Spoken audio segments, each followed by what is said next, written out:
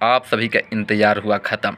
खेसारी लाल यादव जी के मेरे नैना तेरे नैना फ़िल्म जो है कि 2 जून से आप सभी के अपने ही नज़दीकी सिनेमा घर में देखने और सुनने को मिलेगा। वहीं बता दें कि ये फ़िल्म जो है कि अवधी भाषा में बनाई गई है। अवधी भोजपुरी साथ जो है कि इसमें आपको देखने को मिलेगी।